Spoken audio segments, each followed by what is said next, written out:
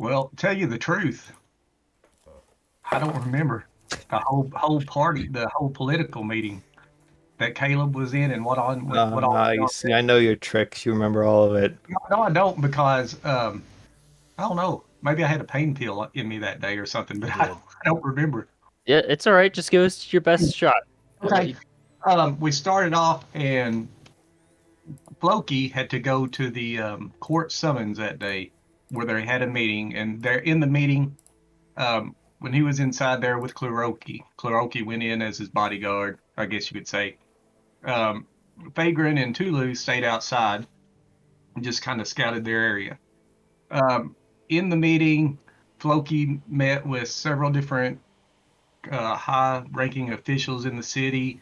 But one of the things Floki brought up, there were several items they discussed, but one of them involved losing. How about how to pay back money that somebody owed? I guess I can't remember if it's House McCroy. They had to put their share in. Long story short, it's about 5,000 gold a day that he needed to try to figure a way to come up with. So he started asking about the double fruit, and that kind of set some of them back on the edge. And the meeting went on. A few more things were discussed, and that was basically it. We left. That's all I remember, at least. And once y'all mention some other things, they'll come back to memory. Uh, they went after Floki left. Floki and Kuroki and all four went back to the ship. They took off towards on their way to Splinterdish. Or first of all, they went to the lagoon because it was on the way, and they had a location of this what was it called? The kill. It was a thread of Tagos, and so Tulu went diving down, turned into a plesiosaurus, went diving down. Some kind of centipede or something came after him, but after uh, Floki brilliantly turned Tulu invisible, the centipede disappeared. So then Tulu went back down, got the thread, came back up to the ship. All's well and great, and they continued on the way to Splinterdish. What did I tell you? What did I say? Brilliant. What? Your tricks don't work on me, Mr. Brian. Mister, I don't remember what happened. Say it word for word exactly what happened What last. happened in the what did I forget in the meeting though? Nothing. You that was remembered About everything. the murderer. The only serial thing, killer. murder. the only thing I would add is Floki also agreed to help Jakar with building a scrying device by bringing the schematics to a individual in Splinterdish. I missed So that. Floki this has the individual schematic and is the paper. becoming quite important. Gigsley the dwarf. He can make us our murder finder weapon with a schematic that I've been given plus payment. I have payment, and he's also a god has told me he is in the market for the thread that we have acquired, but I'm That's not right. sure that we want to give it to him. We haven't decided if we're going to sell it or we want to talk to Fagrin about it, but we have not He talked to may Fagrin. be evil, complicating everything. He has an association with the Metalbeards, who are a part of the pirate conglomerate that attacked Ukashe and stole our people. So he's like, it's kind of a funny thing where like he's he's the quest turn-in guy for multiple quests and also the big bad of the zone. It's like, do we talk to him? Do we kill him? Who knows? Do we just sell him our goods and leave? Like what? So yeah, he's also the one, ironically enough, that created or built the cannons on both of your ships. You guys came to Splinterdish, spent a bunch of gold to get a bunch of cannons, and he was the one that manufactured them for you. As that is what he's known for, is creating his weaponry. And his only request, he gave you guys like an incredible deal on him, and his only request is that you would bring him mythic shards if you found them. Which I believe it was Floki that agreed to do so. I don't Offhandedly. remember this at all. I'd never I don't remember remember this. that. It was very vague, as typical Mythic Isles is. I believe it was like oddities is what he called them. But that's Oh, like That's dramatically different. That's like are they Shulu. though? Are they? Yes. Anyway, This- you guys have just left the Robin's Lagoon, the center lagoon of Ukashe, heading out the western gate towards Splinterdish. As the midday in the 28th begins to be evening, the sky turns from the standard blue to a deep indigo with streaks of neon orange cutting through it. The waves are gentle, and the currents and wind seem to be at your favor. You guys begin to sail quite a while, a couple of hours before finally Rhonda and the Red Herring finally sail up and catch you guys as they have a much faster ship than you guys do. Um, Rhonda then messages Key that they have in fact succeeded in planting the bellowing barrels, and everything went pretty smoothly. They encountered a few sea folk tritons that tried to ambush them, but they were able to fend them off with no casualties and not even an injury. Your He's- definition of smoothly and my definition of smoothly vary. Yeah. Probably. Anyway, you guys sail, meeting up again as everything's going pretty smoothly for a while, till eventually, up in the horizon, in the direction you are heading, you can see dark swirling clouds.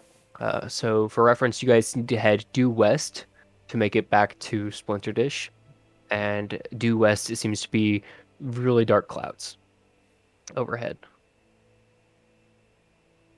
What do you guys do? Does it look like if we veered south or north, we could bypass the darkness? You can give me a wisdom nature check. That's what it's called. Or survival. Whichever one's wisdom.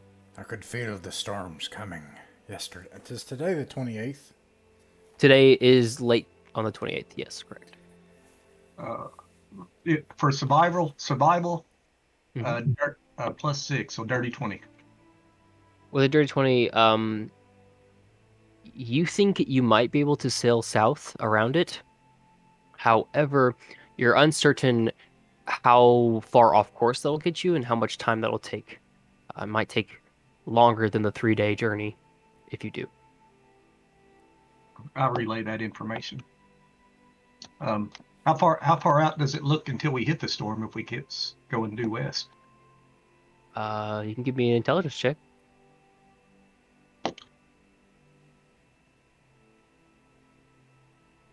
Nine. Maybe a few hours. I think it's like you're not really quite sure. It's really hard at this angle to tell if the storm's coming towards you or away from you. And I don't think Tulu's ever paid that much attention to how fast storms move or how fast ships move. Weird. Okay, so the crew of the Red Herring are moving over from the Twilight's Revenge to the Red Herring, right? Since we've done a rendezvous and rendezvous. It's more like the ship just came and followed, so now you can see each other, and Key can fly between and communicate. So you guys have a ferry walkie-talkie, so communication's no big deal. But they're just following you at this point. So they only have 3 crew, which is fine. They have their crew is Schroeder, Rhonda, Swipes, and Aiden. Everyone else is on the Twilight's Revenge. 4 crew. Okay. If you guys wanted to weigh anchor and switch crew around a little bit, you can. I would like to get an idea of how the crew is doing and the ship. Okay, like mentally, physically, just all around. Like I want to go 5 check. 5 check. All right. I'm gonna see if it's necessary to try to stir everybody up because this is to me this is pretty harrowing. Like we were just in a battle that was pretty awful, but then after that, now here we are sailing directly into a storm to a place full of our enemies, surrounded by pirates, probably full of a plague, and I just wanted to check on everybody, like Quintrell and Linzu, and who else we got? Paige And Clyde, and we got a bunch of people. Go ahead and give me a D100 and add your charisma modifier.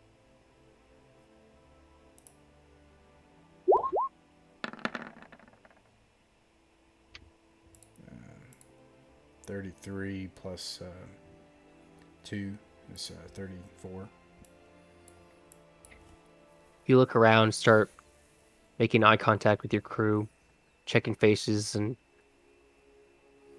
seeing how tight their knotworks are, seeing how fast their boots step, and you get this overwhelming feeling that most of them are scared, most of them are nervous, but they're still working. No one is suggesting otherwise. They all are willing to follow you, and they trust you in your guidance. I think I would try to talk to everybody then. Okay. Um, Call weigh anchor and slow the ship down and start talking to everybody. yeah. Reading. Who looks the most scared? Who do you think looks the most scared? Probably. Oh, go ahead. Me. No way. was kind of- Absolutely not. And it's definitely not Tulu. Like, I don't know. Tulu's like, are we gonna get to kill some people? We got some more coming. Tulu don't care.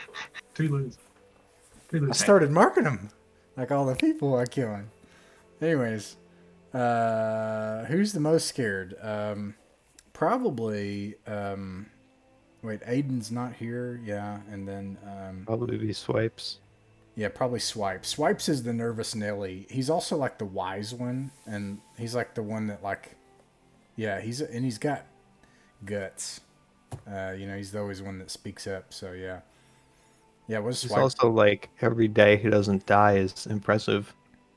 Yeah, I bet it Swipes. Is it Swipes? What does Swipes look like? Swipes is a very old human with wrinkles. He has one tattoo on his shoulder I mean, of his a skull. deportment. Like, how's he doing?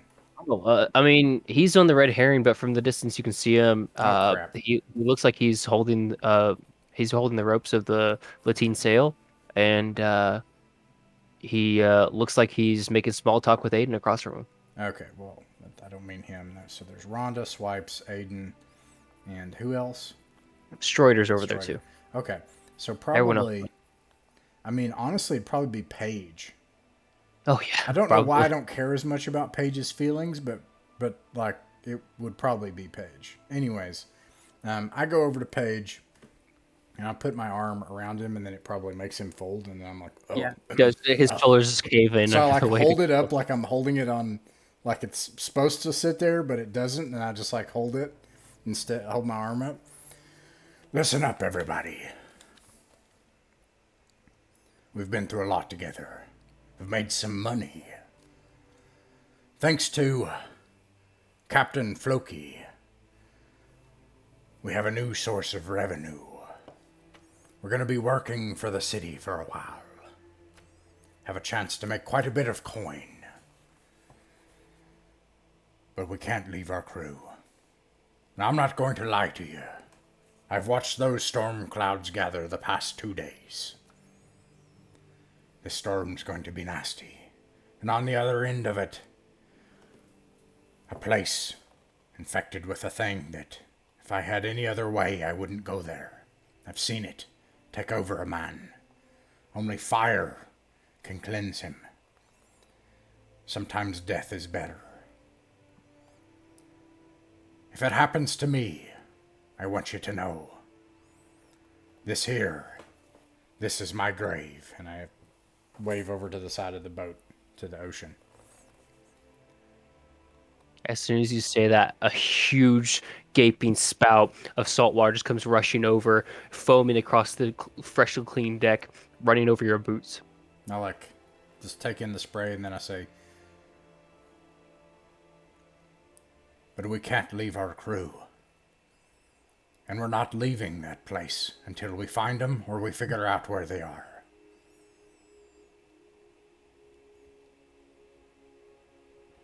Paige looks at you.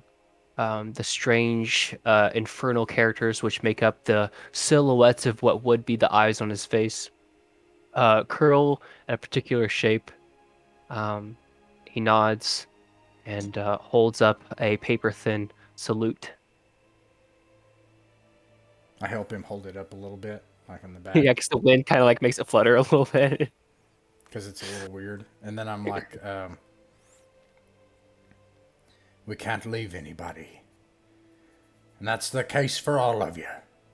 If anything happens, we're going to be there for one another. Either until the end when we get the coin, or until we go there. And I point to the sea. Now let's go. And I check to see if Klaroki is throwing up yet. Look, how you doing? Kuroki now has his sea legs and he's stopped throwing up. Nice. He does look a little green, but he's not actively throwing up. You look like you've got your sea legs, Klaroki. Something like that. I'm not sure this storm will help him any bit, but you know. Aye, Floki, should we send the red herring around the storm? It could catch up to us. I think separating is generally not amazing policy. Aye. Well, then we won't. It's your ship.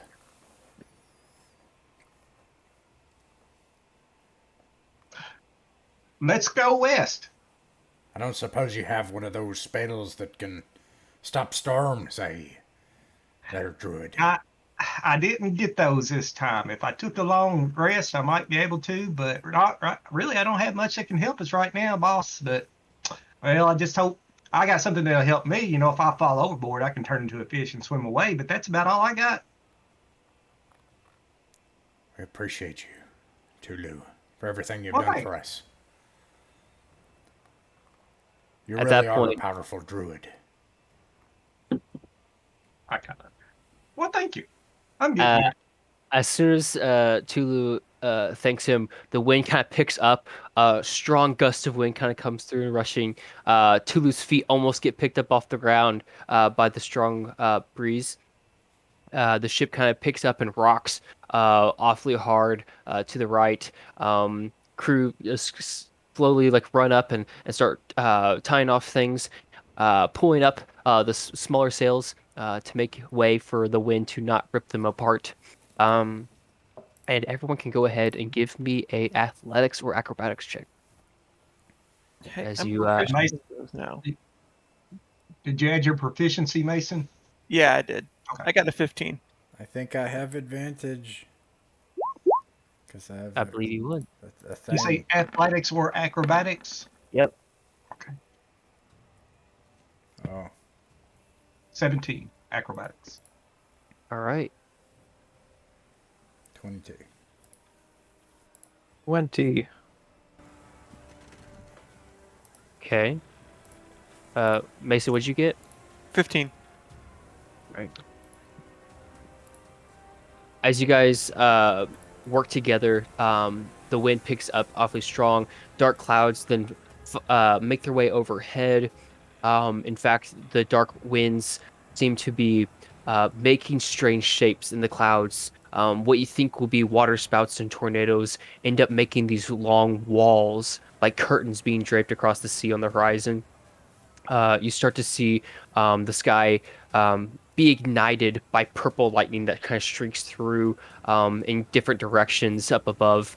The sea waves just crash into the side of the ship.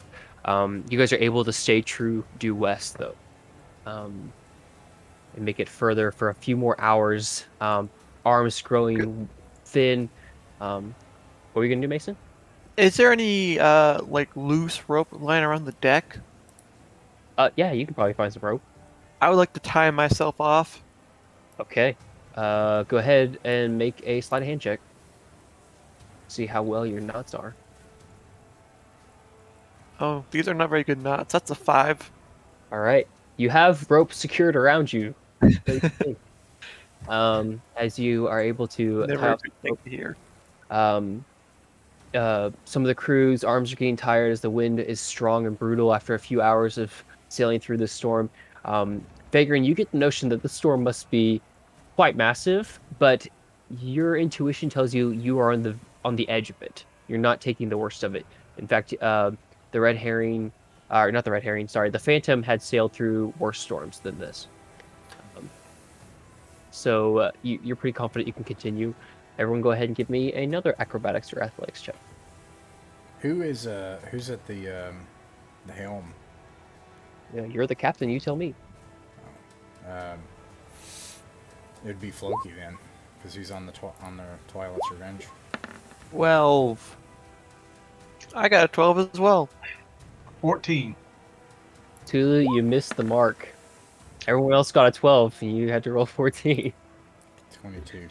Overachieving druid. You got a 22. You see a few of the crew, their hands start slipping. Doros and Dorfel in particular, the foremast on the front side of the ship begins to flap in the wind rapidly. The ship loses speed and begins to pivot as the bow of the ship starts to go too far to the north. The rest of you are able to hold strong. Tulu able to hold to the edge of the banister while holding your end of the rope. Floki able to hold the rudder as tight as you can. But Floki, you do notice that the ship is veering. Do you want to try to counter it, or are you going to try to relay that to someone else? I am going to try to counter it. Okay, go ahead and give me an athletics check. Try to counter steer the ship. All right. I see that's happening. I'm like, Tulu, stay on the outer band of the storm. Tulu. I'm sorry, Floki. Tulu looks at him and says, "What are you talking about, Captain?" Never mind. Nice. Don't worry, I'm a professional. Floki, you begin to pull your weight against it. In fact, you have to almost lift one of your legs off, pushing your foot against the frame of the wheel shaft to keep it up. But as you're doing so, you realize that your amulet starts to glow, and you find the strength to do so. You guys are able to continue further on the outskirts of this storm for a few more hours. At this point, it's completely dark. The only light you have to stay on course is from the occasional streak of purple lightning above you, which illuminates ever so slightly. At this point, I need Floki to give me a navigation check at disadvantage to determine which way is due west. Okay, is that survival? Uh, Or... Yes, survival, and you make sure you add your proficiency because you have navigator's tools. Excellent. That complicates things. Let's press this button instead, and Sure. I will use my inspiration to make that a flat roll, which gives me a 16. Fantastic. Call it luck or intuition. You're able to keep on course. You are able to continue well into the night. The storm chases you along as you guys continue. Occasionally, you see slip-ups as wave capsizes over the ship, gets in people's eyes, and they can let go. It takes you a moment to readjust as ropes and readjust the sails and get back on course. But regardless of how much of a struggle, you guys are able to continue. But then you start to get really tired. And it doesn't seem like the storm is relenting. Everyone can go ahead and give me another acrobatics or athletics at disadvantage as the storm is continuing to chase you. That's not 9. good. At disadvantage? Yes. Well, yours would be a flat roll, Fragrant, because it would otherwise be advantage. Alright, 22. Okay. 10. Okay. You Yeah, see, Fagrin, you're an expert sailor and you're able to pull your weight. In fact, you're able to manage most of the crew's failures in just a couple of the areas, but the majority of your crew is failing you, and your ship starts to veer off far to the north. Eventually, though you are off course, the storm fades away, and you're able to make it out of the storm in the wee hours of the morning. At this point, you start to try to get your bearings. Go ahead and give me, Vagrant, go ahead and give me a survival check. That's what I'm going to call it.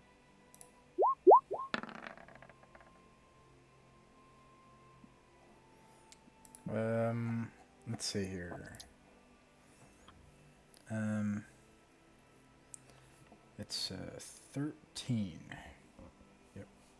A 13. You're pretty certain, with even though all this chaos is going down, even though you just faced one hell of a storm, you're certain that your counting is correct and you are well aware of where you are. You believe that you are 6 hours due north of Splinterdish, and it'll be a 6 hour sail to correct it back to the south. However, as you look around at your crew, you can tell they're well beyond beat. Floki in particular looks like he might drop where he's standing. Even Tulu, you feel this. I don't know how to express it otherwise. You feel like the blood in your face and arms is all drained to your feet. It's just utter exhaustion. And Kliroki, you look down and you realize that the rope you tied off has been swung away long ago, and you didn't even realize it because you're so focused on pulling your weight of the ship. And then once you realize that, taking your focus off your arms, when you go to lift them again, they feel 3 times heavier. But figuring with this information, what do you decide to do? I look at everybody and we say, wait, what time of day is it? It I was would late say, evening of the 28th, and now it's day. yeah, it is. It is morning of the 30th. It would be. I go up 'Cause to you guys sailed through the storm for basically an entire day straight. Floki and I say, Floki, are you okay? Yeah, I can do this all day, but I would appreciate not having to. I think time for the next shift. Aye.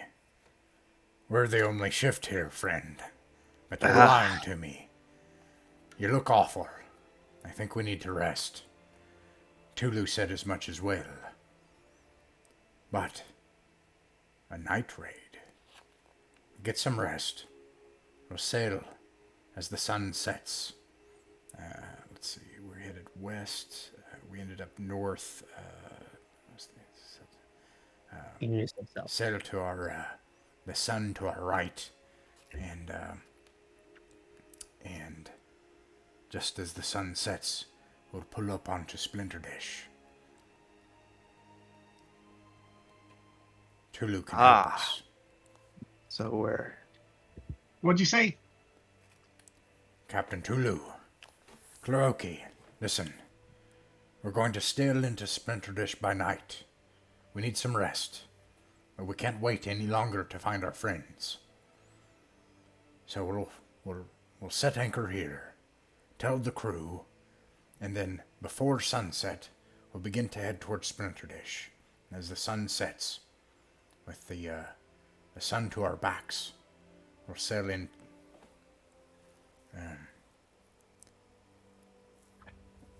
All righty. If that's the case, then I'm gonna go down below and take a nap. Aye. We'll set up watches for. Okay.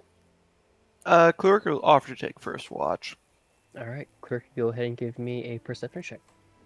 I would like to offer to take first sleep. All right. Tulu and Floki are the first ones to go to bed. I got a 17. 17.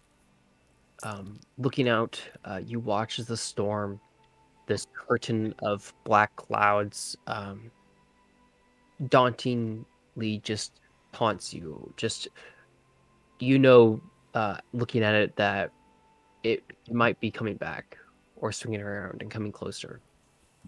How do you feel about that? What does Kliroki think as he sees the storm mustering Uh, more energy? Apprehensive at best, because he doesn't know if him or the crew have the energy / stamina to resist another storm. Did Vagrant go to sleep as well, or is he standing watch as well? Did I notice the storm? You can go ahead and give your perception check. All right. That would be a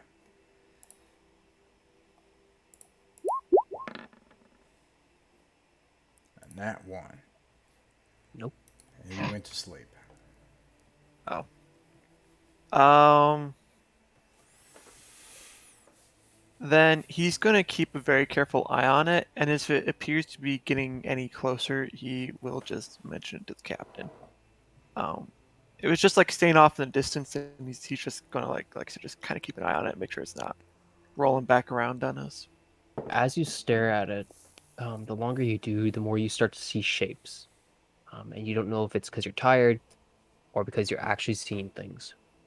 But at first, you see what looks like silhouettes of massive figures, giants like you've seen before. You see them walking around behind this curtain of black clouds, and as you're trying to stare at them and make out what they are at this great distance of probably 10, 15 miles away, um, you just try to focus your eyes, and as you do, you notice something else. You notice as you're staring out at that horizon of the storm, you can actually see ships sailing. At this great distance, it's very difficult to tell, and you stare a bit moment longer. Go ahead and give me an insight check. Say. That is a nat 20 for 23. You notice one ship amongst them, much larger than your typical ship. Even from this distance, you can tell that ship is none other than the Needleback, largest ship you've ever seen. And you can tell it's a great distance away, but it looks like it's sailing through the same storm that you just did. At that, I would definitely let the captain know. Simply because like I know we're not on best terms with Needleback, and to see how he wants to handle it. So you make your way down to the second deck, over to the captain's office. And within the captain's office, you open the door. You can see Quintrell is re-securing some of the things that came loose very quietly as he notices you come in. He gestures over to him and goes, "Oh, he's been out for a while. I don't think he wants to admit it, but I think that storm took a toll on him too." Yeah, I think it took a toll on all of us, but we got bad news on the horizon. Um, and I gently try and wake Vagrant up. Oh, Timothy. Oh, what? What? Oh, Kloroki. What? What is it? Uh, I'll take watch. it's the Needleback. It's on the horizon. The Needleback. Is it? Yeah. What And heading? that- What bearing? What bearing was it? It DM? would have been southeast. Southeast.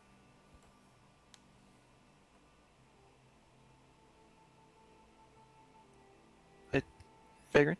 We need to try to row to the southwest. Wait. It's in view. They would be able to see us. And the storm looks like it's rolling back around as well. I've been trying to keep an eye on it. We have to tell Rhonda, and either way, we have to try to make it to the southwest. Rest be damned. We'll wake up half the crew. We'll let the others know. We have to try to sail through it. Our boats have. We could row, like if we have to, right? Mm-hmm. Yeah. Yeah. So that's Out of character, that is very much an option. But you know that if you do so, your crew would take exhaustion points for sure. Yeah. Well, I mean, they're not going to get a long rest beyond that, and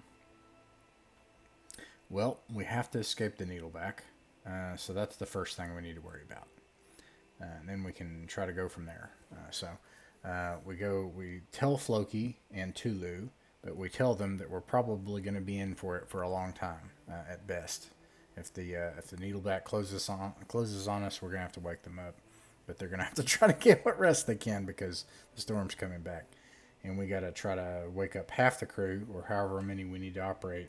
Are we going against the wind? Yes. So, DM, I have a quick question for you. Yeah. Could I use the spell aid in a slightly different sense than it's supposed to be? Yeah, so Because the spell says you bolster your allies with toughness and resolve. Could I use that to kind of like mitigate the effects of exhaustion and overworking? how long does the spell last? 8 hours. I tell you what, Because technically, it's just supposed to give you 5 hit points. That's all it's yes, supposed to do. So, but I like it. What I will allow, does the spell take concentration? um, No? it doesn't say so. No. Okay.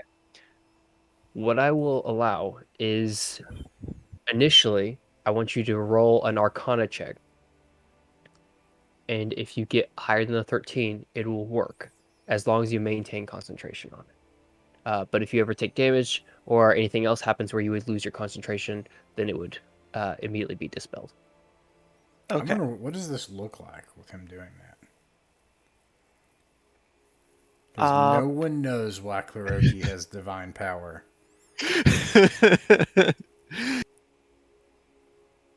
Yeah, that is actually a very good question. I imagine he goes around and he like because I can only do it to 3 people. The thing is like I can only do it to 3 people. Which would probably be Fagrin and then 2 of the other like Rhonda and 1 other crew member. Um, and I guess I would just go around and just whisper words of encouragement, and when that does, I would say maybe like the tattoo that I got at the Mud Harbor glows Mudport. just a faint green. Mudport, my Yeah. bad. Yeah, it glows a faint green. That's awesome. What'd you get on your Arcana check? I got a 19. 19. Yes. Then it works. As you hear these whispers from Kleroki, his draconic native tongue overwhelms the spell. Does Vagrant speak draconic? I don't think so. Okay. Well, you hear these words, and you don't know what they mean, but in a weird, strange way, you can feel them envelop your muscles and strengthen them. Oh, I feel a lot better. Well, we need to make sure Rhonda knows what's happening. She might have some ideas, and we need to try to get away from that ship. Our crew members, we're not going to be able to help them if we don't survive long enough. All right. Who are the other 2 people that you picked, Kleroki? Rhonda, and then what other crew members are we waking up to help with this? You? Is it Because you're a big beefy boy and you're strong. is there anybody like are we the only 3 crew members who are trying to like row away from? Yes. All right, then the last person would be me. All right. All right. Then everyone else is technically sleeping. Then we would need. Yeah, I think We we're would, kind of in we're in the foxhole here now. People are gonna have to try to sleep if they can, because there's a storm and there's a ship, and then if the ship gets close enough, we're gonna have to wake up anyway. And it sucks. all right. So, I will need at least 2 people to row for the red herring because you will be against the wind.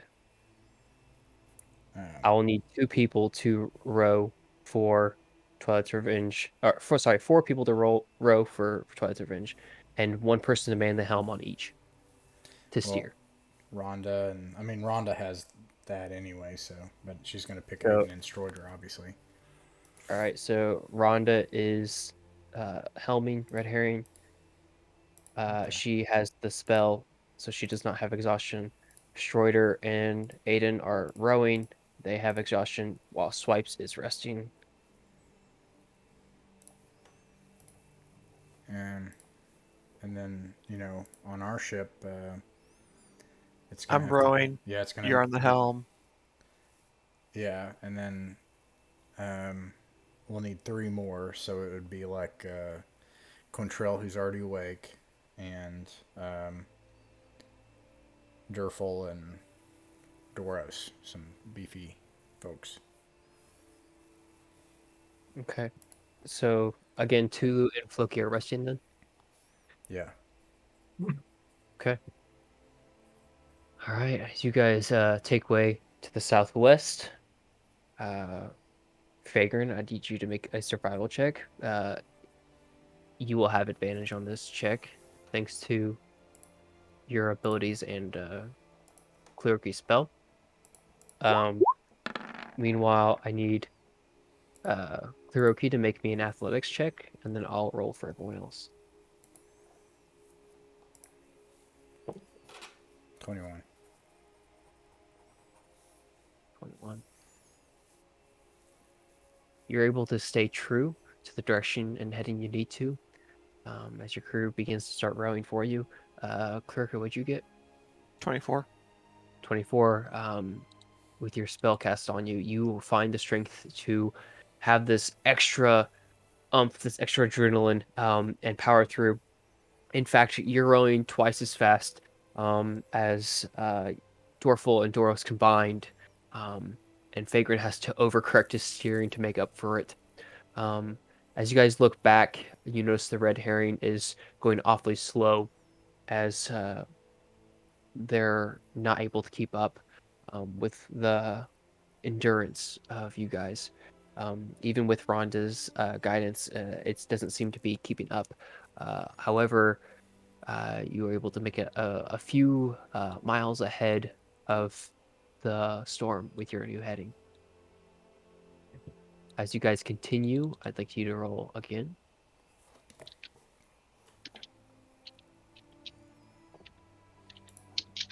Oof. That's another 24. All right. 12. You got 12? Mhm. All right. Oh, dear. Never a good sign when your DM says, "Oh dear." I just need to make up one last thing before I decide to do something. Uh-oh. What happens as you guys continue, Vagrant, steer and overcorrect for this Dragonborn who has this incredible strength? You wonder, there must be something going on with this Dragonborn. Maybe, like, he always, we've made jokes about him being a lizard folk, but I think there's a part of you that thinks maybe this guy's like an actual dragon. I mean, Ulysses was a dragon after all, and he looked like a human. And this guy actually kind of looks like a dragon. So with this incredible strength, maybe he is, as you have to overcorrect, almost steering counter to his rowing just to make up for it. You guys are able to stay on course. The spirits of the After land are interested in him, and maybe Floki has the right idea, and we need to get him drunk a little bit more. after acknowledging this, you look back to check on the red herring, and it looks to be falling awfully far behind. In fact, it looks small behind you, as it is getting quite a distance away. You guys, Klaroki, you have to let up, mate. We've left the red herring far behind. Yes, sir. both of you, go ahead and give me perception checks, real quick. Perception. 15.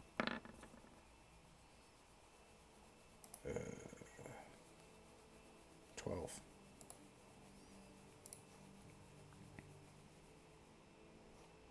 12. I don't know if that's it. Okay. You guys look over, looking at the storm as Clerky, you just continue to row with all of your might. You hear Captain call out to let off. What do? Do you let off or do you continue? If Captain's calling me to let off, I will let off. Okay. You start to let off. You look over.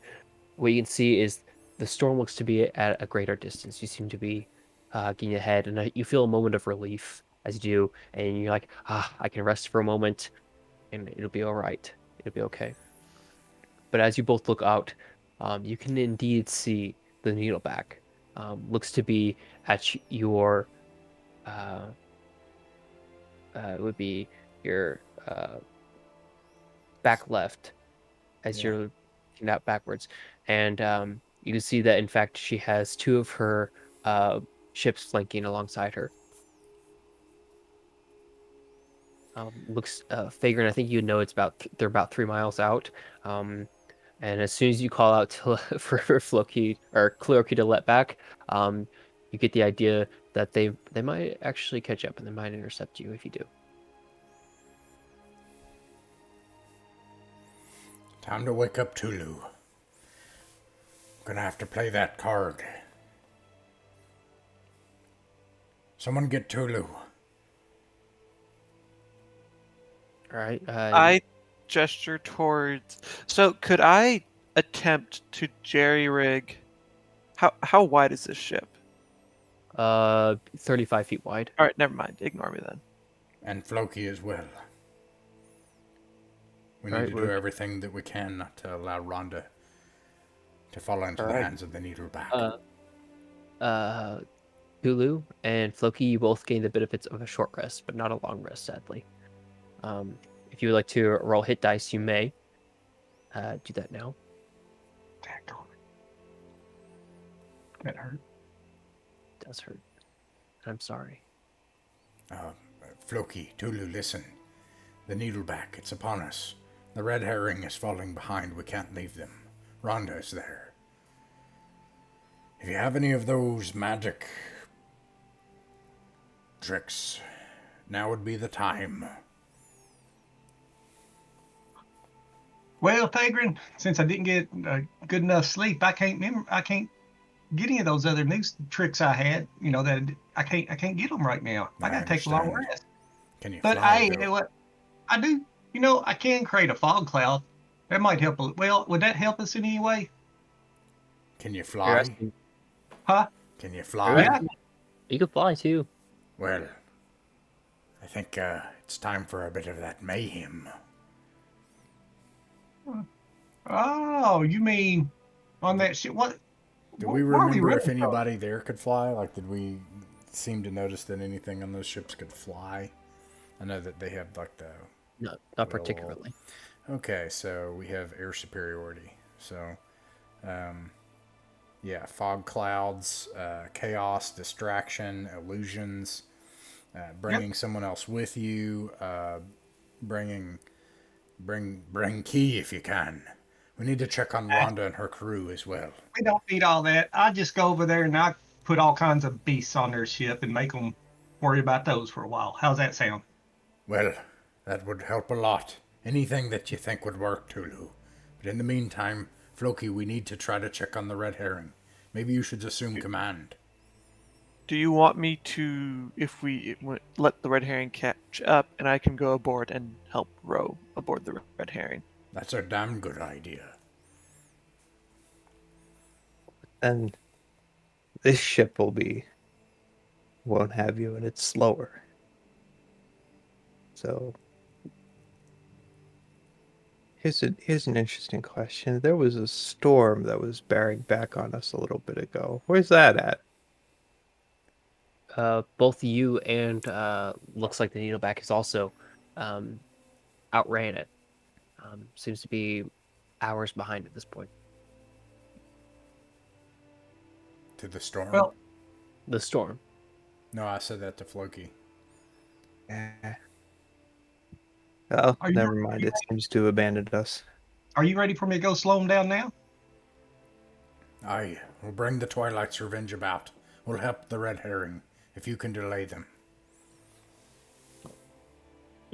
You start to make the turn as you bring this ship about, and as soon as you do, you have a chime on your belt go off.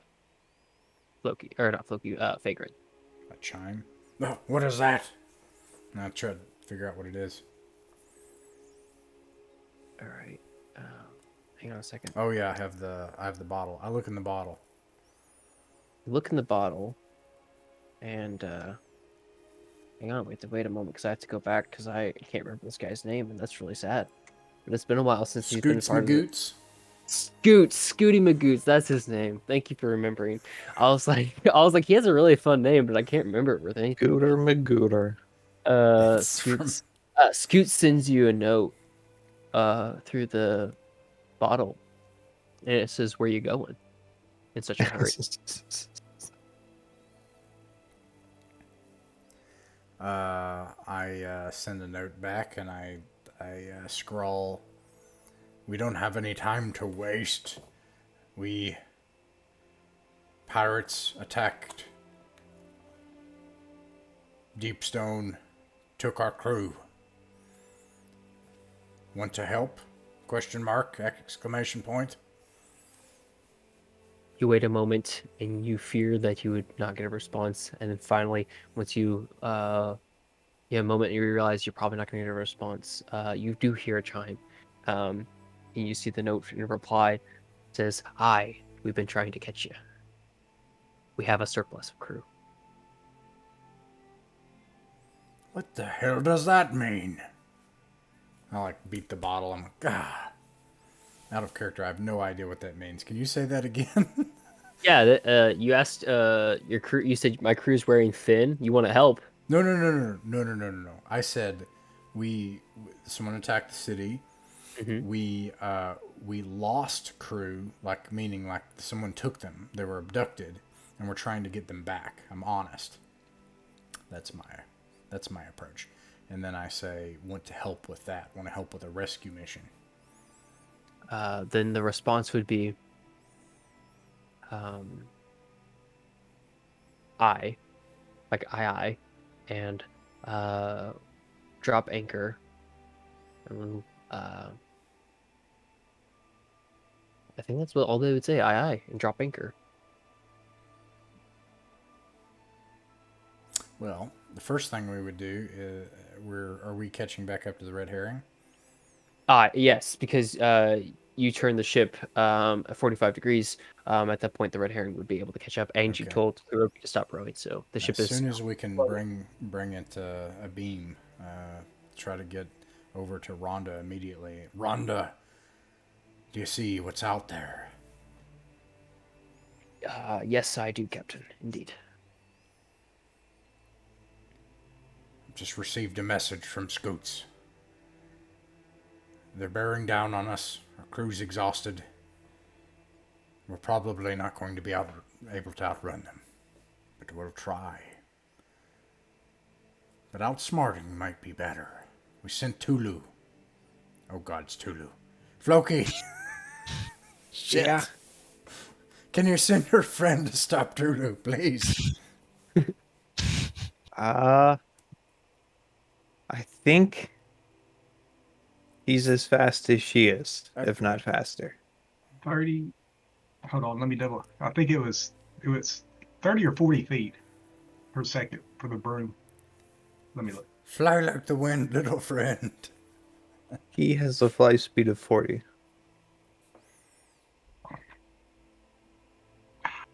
I think the broom is 30, because I thought it was the same as most I people know we were want. surprised about it at one point. Yeah, because I think we all expect it to be faster than a person's walking speed. It has a flying speed. Well, a broom of flying has a flying speed of 50 feet.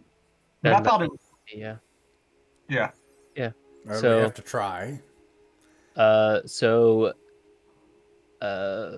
Loki, do you think it's a lost cause, or do you want to try to send her out to get him? It sounds pretty lost causey, but I'll send her out after him anyway. All right. Go ahead Worst and case scenario, they catch up. have her After give me a dexterity check then, as she's trying to catch up. In the meantime, Rhonda replies to Fagrin with, "I could hide below deck in the meantime." Aye. Or we could try to do something else. We Try to- could keep the. Sorry to interrupt. Just out there. We could have the Twilight's Revenge engage in this parlay, and see what these guys' deal is, or if we will take the red herring and continue on to an island full of hostile pirates, which might be a little more even ground. Floki, you're wise as usual. This is a good idea. We can hope that we can catch up with Tulu, and we'll keep Key with us, and you take Rhonda and get out of here. Right. Take the bulk of the crew. It's not that big of a ship. I don't suppose I could use that jacket. Yeah, sure. I'll untie that from around my waist and hand it back. It maybe just keeping my crew kind of light. I think you should maybe stick with the majority of the people because you're going sort of into the lion's den here with the Needleback, whereas the red herring can just kind of sneak into um whatever the island's name is that I'm totally blanking on. Well, to be honest, I think maybe the opposite is true. You need to try to get our crew back. Those that stay with me may not make it. I'll try to give the impression that we fell on hard times. I think you should take the majority of the crew. All right. Well, all right. I could probably sardine them. Aye. And maybe take Tulu's thing too. And I pointed at the machine gun thing. I don't know how easy it is. Probably not that easy to disassemble. But if it's mounted on a rack or has a pin or something, Loki's getting Tulu's gun. well, you'll be able to join them. You can fly. Oh, shit's gonna hit the fan after we get back. Not like you don't have enough toys as it is. Anyway, I don't want the Needleback to take it. We transfer supplies and crews the best we can and get them the hell out of there. Yeah. right. So who stays behind on the Twilight's Revenge? Kluroki does. Thank you, Cook and Kuroki. Favorite. Right. And maybe that might be it. Oh, wait, hold on. I think you need at least 4 to man the ship in total. Then 4 it Okay. will be. During in Quintro. You're back to your bare bones crew, basically. Yes, absolutely. All right. What could possibly go wrong? At this point, Tulu, you've made it most of the way there. In fact, you can see the faint blue light radiating off of these arcane chains, which hold the Needleback together. This massive ship with 17 sails. You see, you're probably 900 feet away from it. At this point, you realize you're within range of cannon fire if they were to shoot you. There is a ship to its left and a ship to its right as well. It's not alone. And for a moment, maybe you hesitate, or maybe it's just flying straight into the wind. You feel a moment where you have to slow down. And at that point, you hear a whisper again. What do I hear? I look around. It's like, what's that whisper? Give me a perception check. Yeah. 5. 5. You're uncertain. You just hear a sound. Huh. Well, Captain Dude told me to slow these guys down, so I'm going to slow them down. When I'm about 120 feet away, I want to stay that far away from it, okay?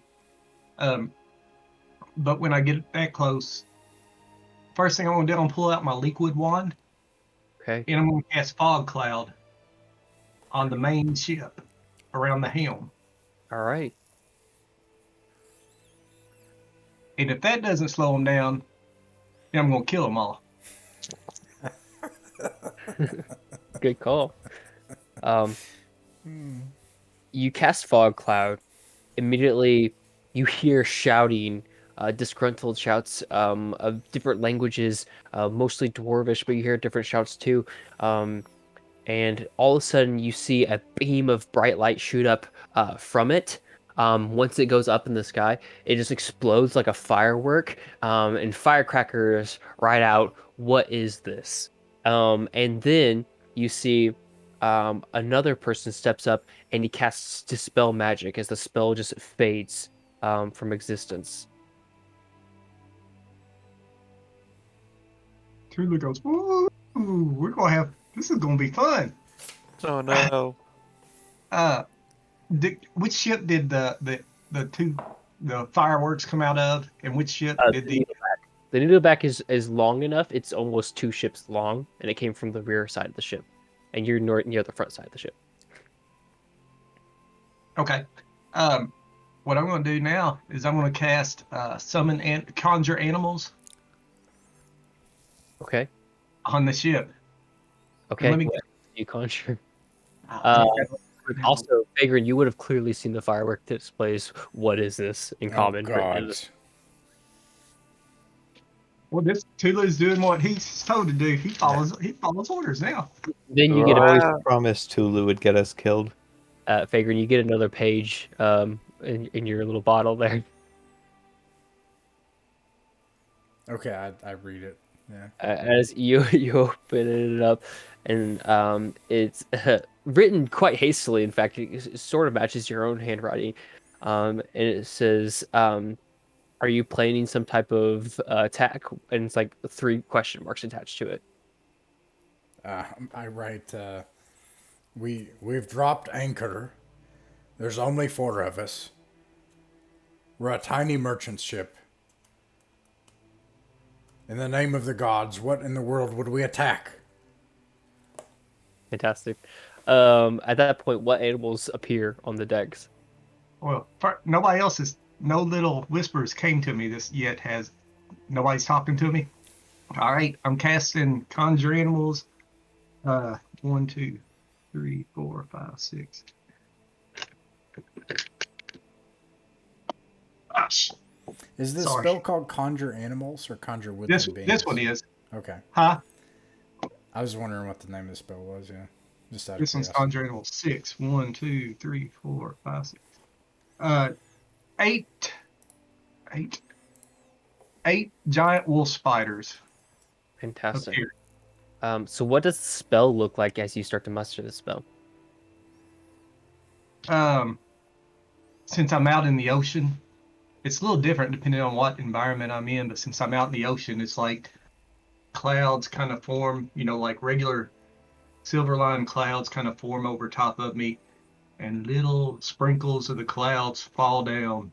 And when they fall down onto the ship, they transform into this giant wolf spider. This evaporating cloud steam reveals the figures of these spiders coming up. You see as several of the captains, or not captains, several of the sailors let go of their ropes, draw their weapons. You then see a thin human wearing a coat similar to the one that Fagrin has step forward, and he takes out a wand. From the wand, this jet black ink spews out. I need you to make a wisdom saving throw for each of the spiders. Okay. Do I see? What do I see? What do we see from where we're at? You see the Needleback is approaching at a much slower rate as you see different smoke clouds and steam clouds developing from it. And you also notice that the Starbeamer and Dancer are coming up on either side of you at this point. I sent another note. Then I'm like, in the name of the gods, what is happening over there? Are you okay? Are you in distress? 5 passed, 3 failed. What passed? What You did they? said, you said, Yeah, let me roll again. I was looking at my wisdom and that's okay. that's, You're against your own spell save. That's funny. yeah. Okay. Well, I was looking at, they rolled a 13, a 13. I'll have to re-roll. That's okay. Who rolled a 13? Just let me know if you get higher than a 15. One rolled a 16. Okay. Another one rolled a 17. And another one rolled a 17. Okay. That's 2, 3, So 4. Three of them are able to stay put. The other ones immediately run to the edges of the ship and jump off willingly. As they do, they are spiders, so they drowned. Because that just makes sense to me. I don't think spiders can swim. But 3 of them remain and continue to fight aboard the crew. At this point, you do hear that sound again in your ear. It's a faint whisper coming from the opposite direction of the wind, but you can hear something trying to talk to you. I just turned around and was like, what? Is that you again, Bay? Trying to talk to me? Eventually, you hear a faint voice in Sylvan, and then you feel a tug ever so slightly on your collar as becoming visible is Key pulling on your shirt, completely out of breath. She just at you. Basically just completely out of breath, says something to you, and you can tell the expression on her face. She looks panicked. Well, what? You gotta tell me what you want. I'm supposed to kill these people down here. Look, he said to stop. Look, he said to stop. You have to stop. Floki or Fagrin? Because I don't really listen to either one of them. But She takes her little fairy hands and like grabs you by the skin of your cheek and like stares her little head right up to your eye and says, "Does it really matter?" I can't lift my when she does that, she or it does that, and I'm like this close to her. I go, ah. And with that, I'm like, okay. So you're saying you want me to quit and come back to the ship? She's like nodding, completely exhausted. She's like, Oh, Well, Tulu's frustrated now. He's going to get to kill some people, but I guess he won't. So, all right, let's go back. I'll lose my concentration on the spell, dismiss them, and turn um, around. at that point, figuring you can hear the clanging of blades. As these, you can see at a distance, maybe 500 feet away from you, the crew fighting these spiders. And then eventually they all just evaporate away, back to the steam that mustered them. And at that point, Tulu, you're able to make it back to the ship, and oh no. the Needleback begins to drop anchor. Who has Not the too- thread? The thread would be attached to Twilight's Revenge. Gods. Okay, go ahead. Hey, Captain, why'd y'all, Floki, why'd you want me to Tulu. stop for? Sorry about that. Listen, we moved everyone over to the Red Herring. We've set anchor. We're going to try to parlay. I don't imagine it will go well. Kuroki's decided to stay, along with Minzu and Quintrell. I think you might ought to go as well. Try to get our people back. Well, oh, they're over on the ship. Our people are on the ship? On the Red Herring. Oh, you said we need to go get our people back. The two that were kidnapped. Yeah. The two that are kidnapped, are you saying the ones that are kidnapped are on the ship over there? That other ship? No, the Red Herring. They've taken all of our, the remaining crew. There's only 4 of us here right now. Quintrell, Linzu, me, and Kuroki. So our kidnapped crew's on the Red Herring? So we moved all the supplies we could over to the Red Herring. And they're headed to Splinterdish. I think you should go with them. There's no reason for you to stay here. Oh, so you want me to get on the Red Herring and go to Splinterdish? Aye. Okay. And y'all are going to parlay with this ship? We're going to try. All right. Well, okay. Good luck. I'll see you later. How large is this thread? I didn't see the thread. The thread is an entire keel of a ship. Okay. Okay. It's 120 feet long and roughly 8 feet wide. So right now it's draped perpendicularly across your deck. Otherwise, there'd be no way for you to carry it.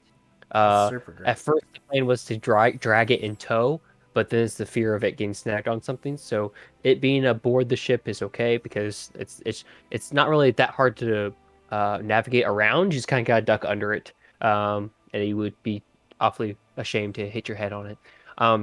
Tulu, can you change into anything? You changed into something to move this? I don't know. Can you move this thing? Let me think. And probably, but so off so out of character, is it something that I would have to move while I'm on the ship, or I could get in the water and move it?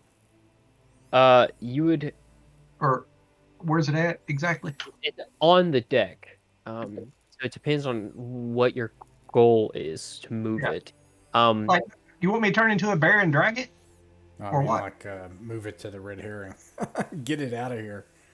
I don't think you can at this point. The Red Herring has been sailing for a while. Right. I mean, he could maybe transform into something and sail it and hide it somewhere in the ocean nearby or something. If that's what the goal would be. Otherwise, you could just tie it off and throw it off the ship too. But I mean, I don't know. I can take it and dive. I can change into a plesiosaurus again and go swimming in the ocean for an hour. Yeah, if you can find an island or something and do that, that would be super awesome. An island. I doubt I can find an island around here in an hour or 2 hours. That's all.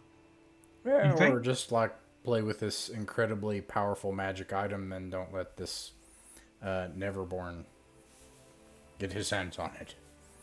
So, okay, the red herring's selling to Splinterdish. Mm-hmm. Okay, and they're a little bit ahead of us now, right? Mm-hmm. We're setting anchor. Mm-hmm. I probably couldn't jump off with the and turn into a plesiosaurus, pick it up, jump off the ship, and catch the red I herring. mean, Could I? we can just shove it off the ship, right? I mean, like it's You could shove perpendicular. it off the ship, but it's a large piece of wood, so it probably just float in the water beside your ship, and you're then anchored. So The giant plea whatever us. yeah, Plesiosaurus I could don't know then my haul enemies it very after well. that. yeah, you could take it and start moving with it, but there's no way you'd be fast enough carrying this thing in tow to catch up with the red herring that's already a couple minutes ahead of you. His goal is to try to just hide and not get caught Okay. with it, so he doesn't So futz around with it in the water for 30 minutes. So become a That- giant fish. Play with this incredibly powerful magic floating artifact for an hour. Just have fun. just have both Tulu and Figure, you're both gonna gain an inspiration for this. All right. So is that the plan? Yeah. All right, that's the plan. You guys shove off Tago's thread, and you turn to a plesiosaur and start swimming. I imagine you're going to continue south towards Winterdish. At that point, Figuring you can see several rowboats floating towards you from the Needleback. And before long, several dozen of these scallywags board your ship alongside Scoots Magoots and Next Warrior himself.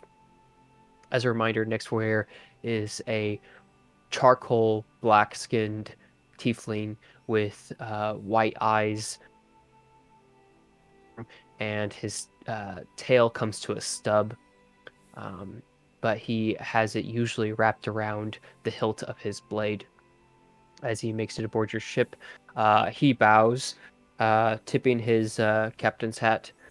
Says, Welcome aboard, Captain, to the Twilight's Revenge. Thank you for having me. It's a pleasure to be back. It is a bit odd that you outran her. and he gestures over to the storm clouds on the horizon. Aye, the storm. Well, I wonder if the seas there herself weren't involved in some way. I'm surprised myself. Though we were blown off course and our crew were the worse for the wear of it and not so well.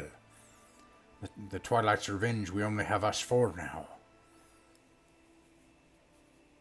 Oh, where's the rest of your crew then? Well, we'd sent Scoots. Good to see you. You too, Vagrant.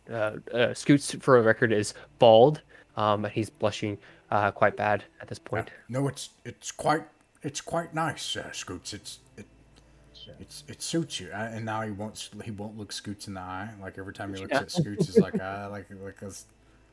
And he's like, well, as I was telling Scoots via our bottle here, we've had some hard times ever since we left Lamberna. There was a battle at Deepstone. Why, the city's fleet and all sorts of other ships, and well, we came under attack, and they nearly killed some of us. But even though we survived, they took some of our crew. We're hoping to find them at Splinterdish, so we set sail. But then the storm beset us, and well, we barely survived that. So we kept the crew together so that they could do watches. And well, if you could help us at all, we'd appreciate it.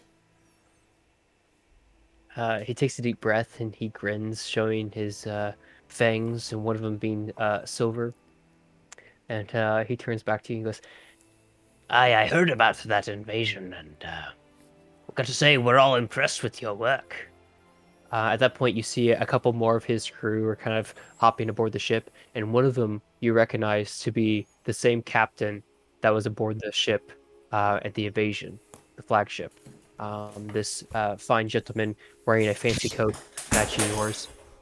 Do you draw your blade in character? Yeah. You draw your blade.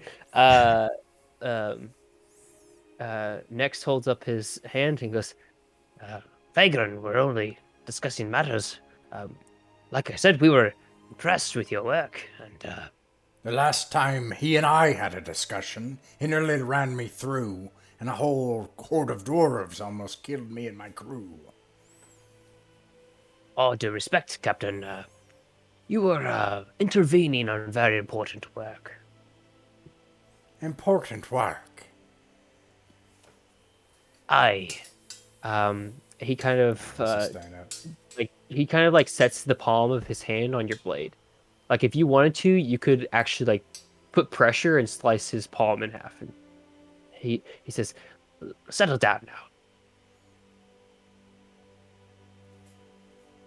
"What do you I do? look Do back you to everybody else, and I'm like, I look back at Klaroki and everybody, and I keep my blade out, and I say, well, a lot of people died that day.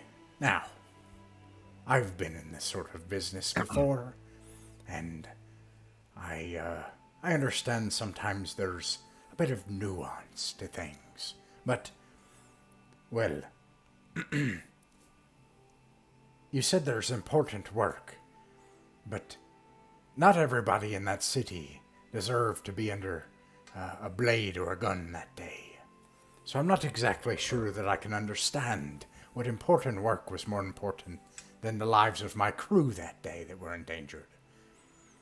Or the city.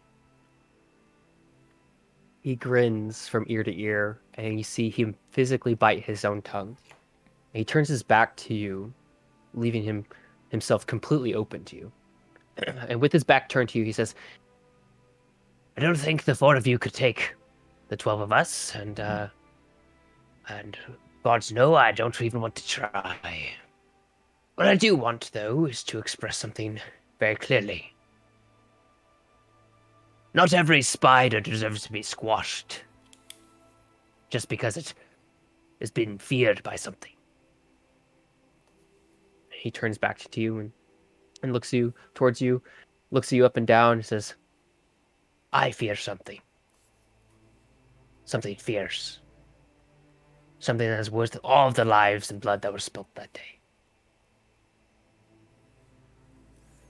Like it or not, that city is corrupt. They're working for somebody that does not need to be there anymore.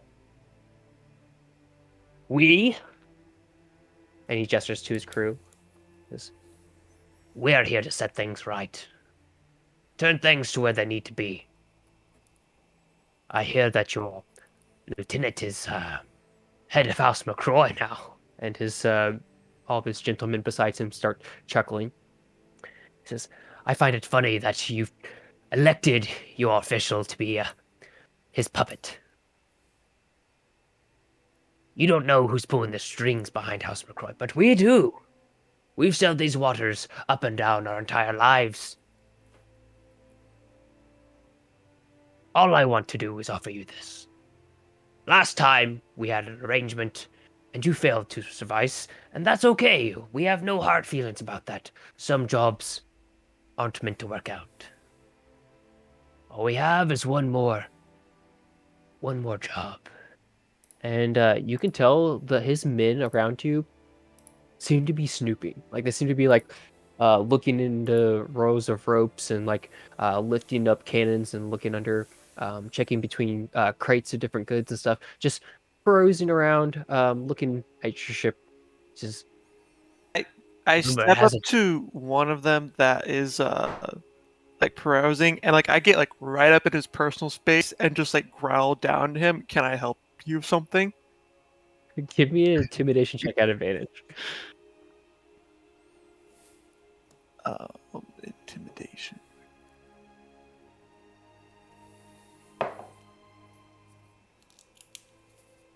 That is a dirty 20. With a dirty 20, he looks at you and stumbles over the rope that he was rooting through and like lands on his butt, and then you just hear like a quick wisp, or like a high pitched squeal of a whistle from Captain Next, like an owner calling for their dog. And the guy just kind of looks over at his captain, scurrying back on his behind away from you, and stands back up, and he goes, Rumor has it, you walked away with a lot more than just an entire noble household with you that day. And, he like licks his lips and looks at his men. He goes, we're working on something big, Vagrant. And I'd like you to be a part of it. Because I sure as heck don't want you to be apart from it. and he pulls out the scroll, and he opens it up, and it looks like the same treaty that Sephiroth had in his attic, worn and faded away. And you see there's like this craziness in his eyes. His pupils dilate, and he sets it on the deck of your ship and like stomps on it so the wind doesn't blow it away. And he goes, we're building something big, Vagrant. And I believe you have a part of it. Part of it I want. and you can see him like visibly shaking. I look at it. Is it the same as the Treaty of the Free Isles? Yeah. I look down at it and I say, I've seen this before. It's the treaty that used to govern these islands. It's freedom. And we're building a wave high enough to tear down these walls on all of these godforsaken isles. And once every wall is torn down, it will all be restored. And he like takes out his dagger and he like stabs his dagger into the treaty. He gets down on, like his hands and knees, and he just starts ripping through the treaty, and he carves into it, and he carves the symbol into it. You can go ahead and give me a religion check, both Vagrant and Kluroki. Well, I love these, so I'm going to use my inspiration. Also, Fagrin, I think, has always rolled a 5 or below on religion. Interestingly, I don't know why, but I got an 8. he still didn't do good. You tried, Fagrin. He's got You a. can add a sailor 12. dice if you want to. You have all your sailor dice back. You can't add it to religion check, can you? I mean, I'll do it. I think it is your next level that you can, but I was just saying I would allow it. Oh, It's a well, pretty I'll do important that. moment in the story. Yeah. I'll add 2 sailor die to it. So that would make it a 25. 25. So I got 5. He carves into it the symbol of Tago. I But would know what that is. there's he carves into it the symbol of Tago, but it's different. The symbol of Tago, usually a simple sailor's knot, with either like a feather or a claw attached to it. You can see it's like that, but the way he draws it. Actually, hang on, give me a moment because I have to read something out, and I'll just draw it real fast. Need my dry erase.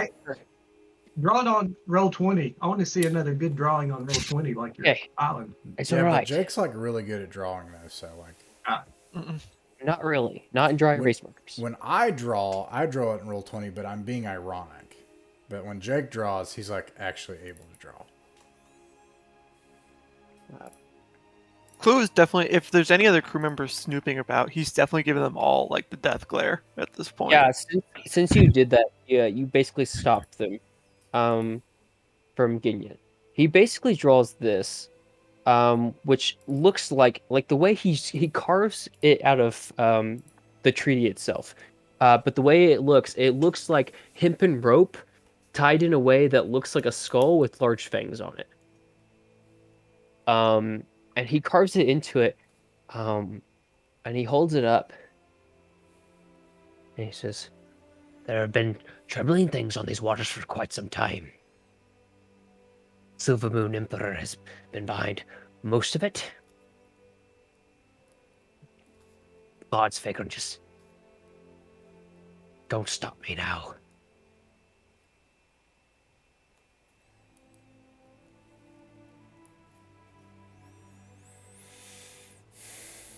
There are 12 of them? There are 12 of them, 13 including Nyx.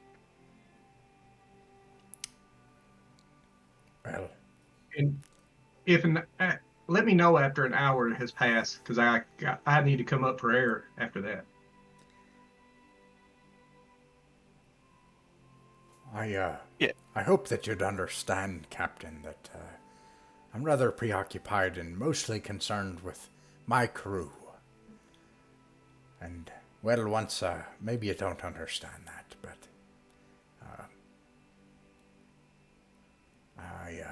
I'll be in Deepstone. But perhaps we can speak again? I have the gilly bottle.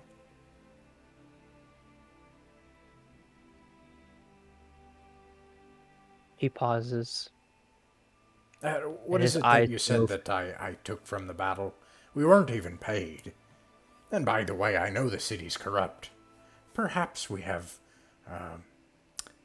perhaps we are at,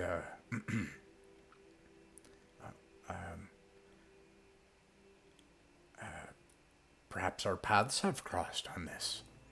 We're trying to root out the corruption from within. It might be something for both of us to think about more.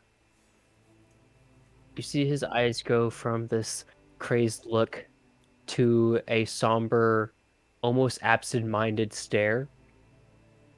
He goes, Whatever you do, don't give it to him.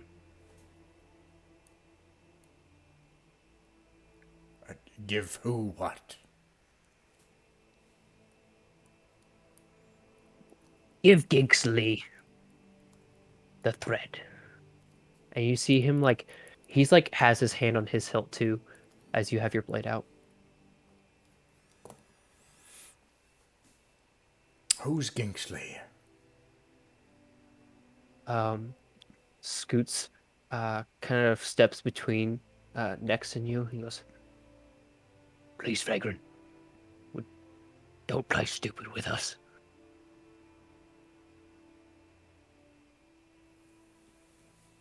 and out of character, do you really not know who Gigsley is? No, I know. Okay, make sure. Okay, cool. Because like, if you out of character really don't know, that is a big thing. I take Yeah. I take the blade. Oh, I put it back in the scabbard. Well, it's true that you outnumber us. We're going to get our crew back. If we have to fight you here to do that, we'll do that. But we can talk about these things later. It sounds like we might have some common interests.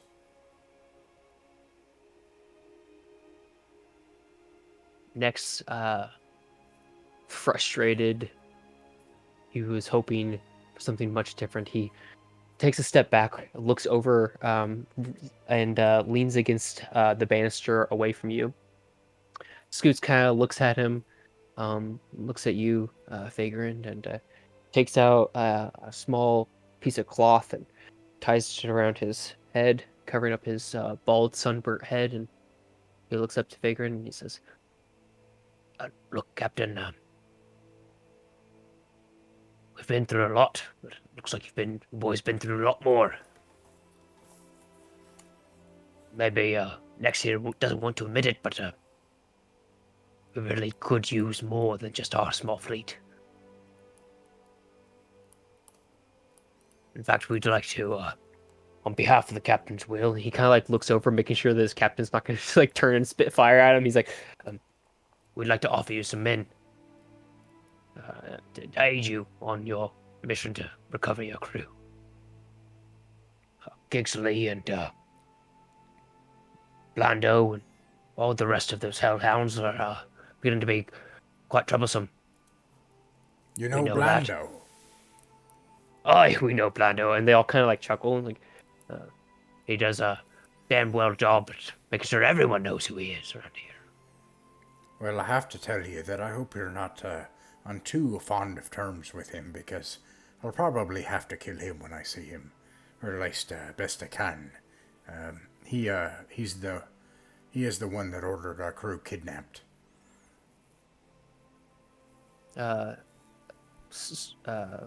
Scooty turns and looks at for his captain's response. Next, finally turns back around and leans up against the railing of the ship. And goes, You want to kill Blando, do ya? We want to too.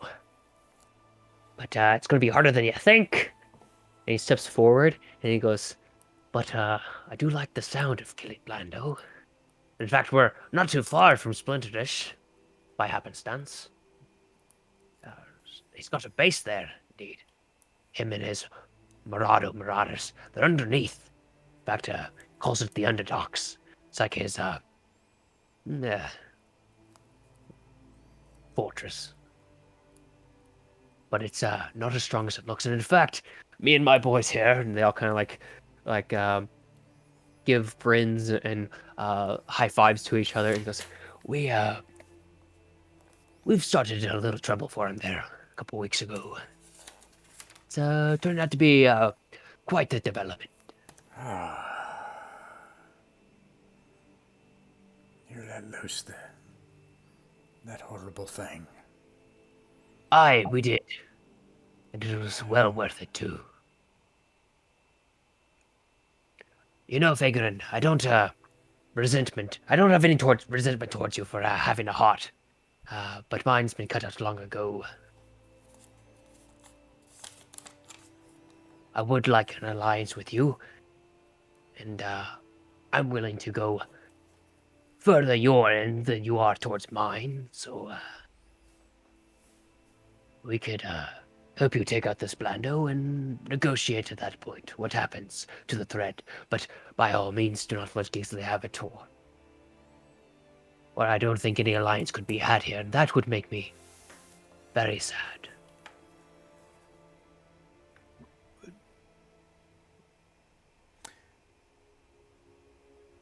Captain,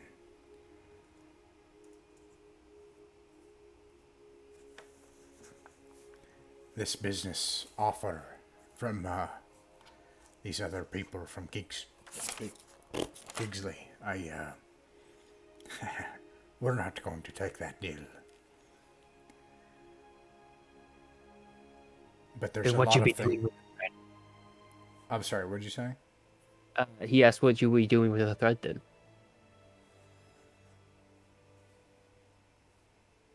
Well,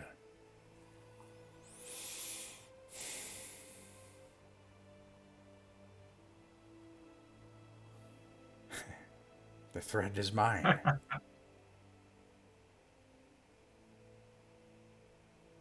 You'll be keeping it then. Aye. I'll be making a boat like my grandmother had. I was afraid of that. And he kind of looks at you. And you notice at that moment you've gained a lot of respect from him. And he said, Well, the offer still stands, so we have a common enemy. I'd like us to aid you in this eradication of Blando and his crew. We've got nothing better to do. Well, we do have one thing, and I like this. Well, I agree. There's a couple of things. First, we should get away from that storm. I believe you should get back on your ship, Captain. We'll take the help, but there's a little problem. Even those temporarily under the employ of the Twilight's Revenge Company, well, there's some provisos in our contract here on this ship that our free company has. One is that they're all paid equally. That is to say, they'll gain the rewards of whatever it is we find. The second is that they can only do so willingly.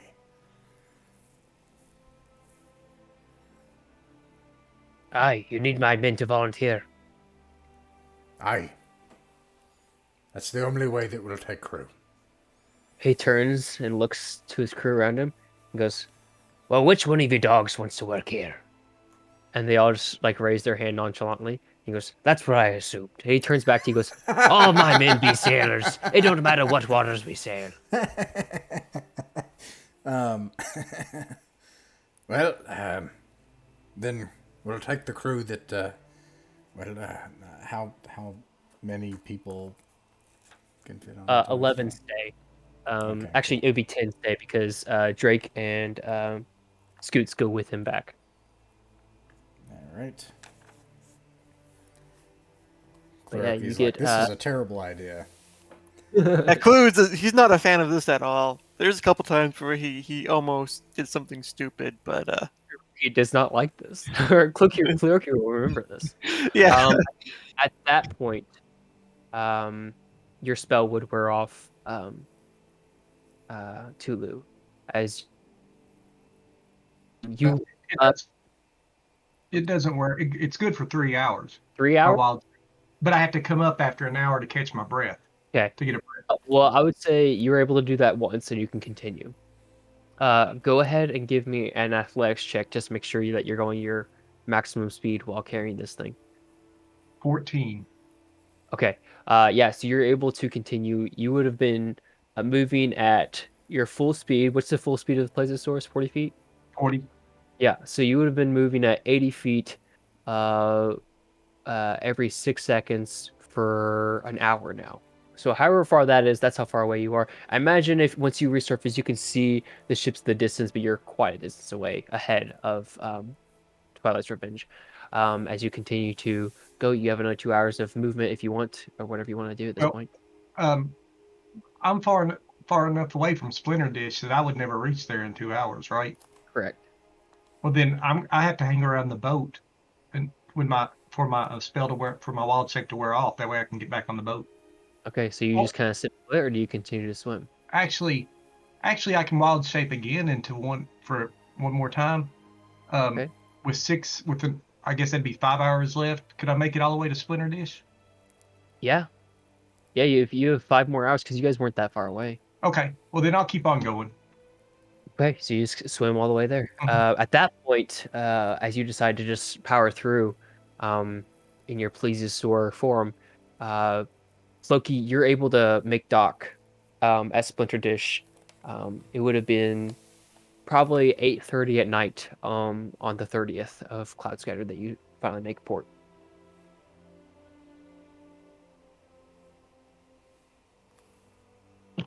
29th? 30th. 30th. Oh, wow. I thought you said 6 hours. Oh, it was the 28th when we left, and we spent Yeah. a day I said in 29th, the that's right. storm. Yeah. That was the 29th, and then now it's been another day of sailing and talking. So, Floki, you make it to port. Is there anything you do with any urgency whatsoever? Or do you just allow the crew to just crash because they're all exhausted? Yeah, I definitely let the crew crash. Okay. And I think what time of day is it? It's like 8:30 at night. Yeah, we'll crash. We'll stay on this ship for the moment. I'll wait until morning to do stiff. Okay. You make it there, you all go to sleep. I think maybe some of the people, do you demand that everyone stays aboard? Because there's not a lot of room for everyone to get comfortable. Yes, I do. Okay, everyone stays aboard. People are mad because there's like feet and faces, and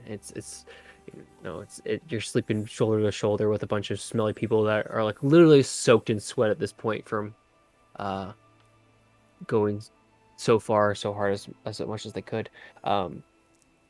Back at Twilight's Revenge, next Scooty and Drake, they all leave, leaving the crew behind. One of them kind of steps forward, looks at Fagrin, and goes, No, you're mighty gutsy. Gotta give you that. Talking to the next that way. Well, thank you. What's your name, sailor? Oh, they call me Moose. Moose. What's he look like? He looks like a typical human. His skin is pretty dark. He has really curly hair, about shoulder length, large hoop earrings. His clothes seem to be like the typical slops, like baggy clothes. They're pretty comfortable. He has at his side a little wooden mallet, um, and he goes, "Yeah, call me Moose, cause well, I once got in a bar fight, and they said I picked up a couple chairs on either side that looked like antlers and flailed them about." And he kind of like does like a gesture with his hands. He's like, and ever since then, that's what they called me, Moose. I slap him on the back and I'm like, that sounds quite the night.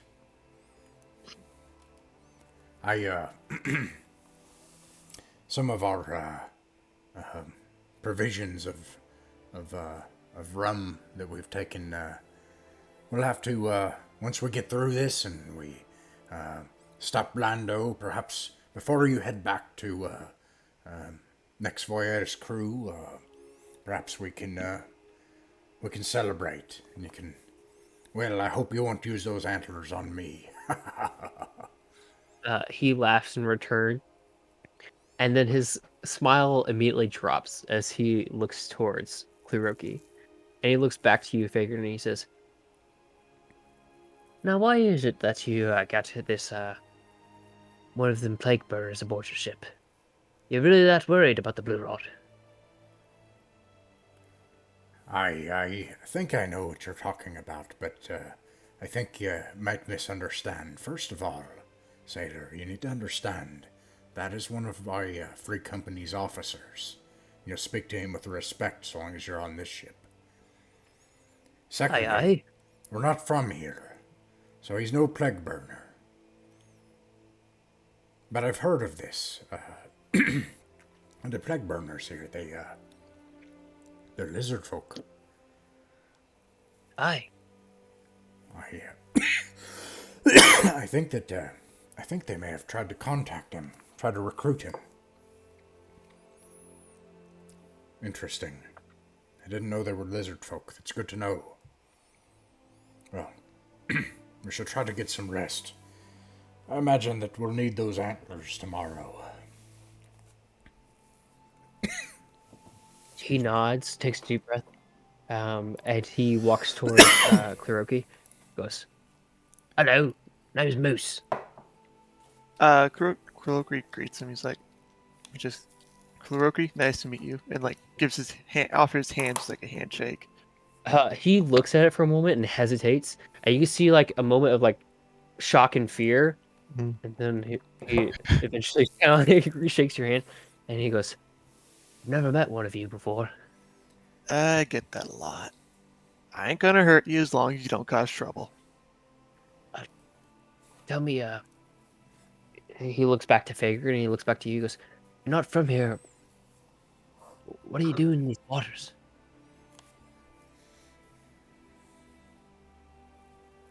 Okay, out of character. My memory's awful. Mhm. So we started out just. What did we start out doing? Like- You mean you guys as Fager and Yeah, the as crew? like the crew. Like, what did we the first come seas to were these waters rising, for? this plague that Next Voyage now released onto this place. We were trying to leave all of that. We also had people after all of us. So Yeah, but it was. This is what, the South Sea, The Iron Sea is what they the call it. Iron Sea, but it's to the south, right? The South Correct. South Sea. Yeah, but South they Sea, 'cause you think guys they're work- the North Sea.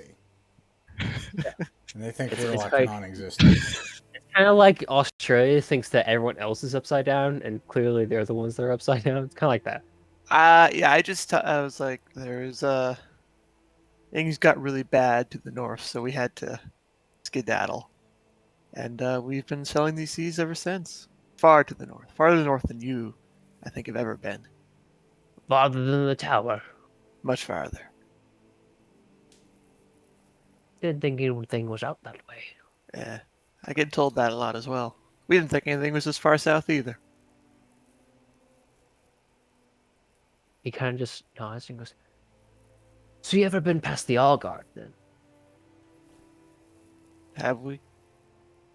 I don't think we have. Uh, The Uh, Alder no. was the big No, was the big reef thing, right? correct. All right, no, we haven't.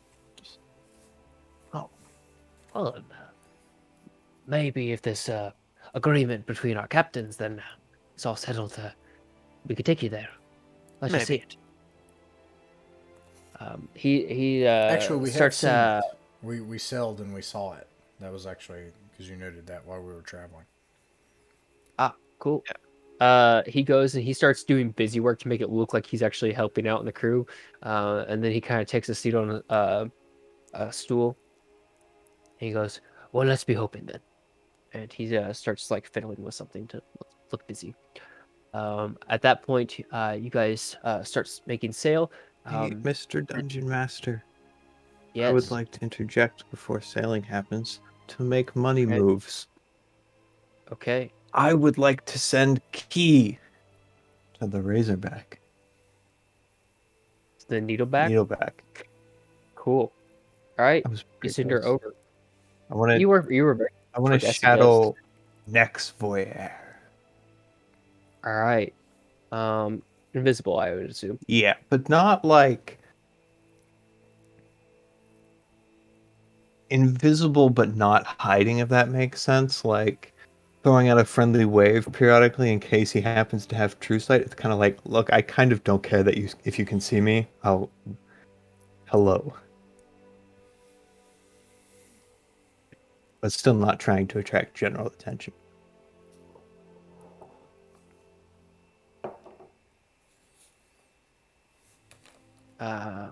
As you have Key follow from the rowboat back to the ship, Nex gets aboard his ship.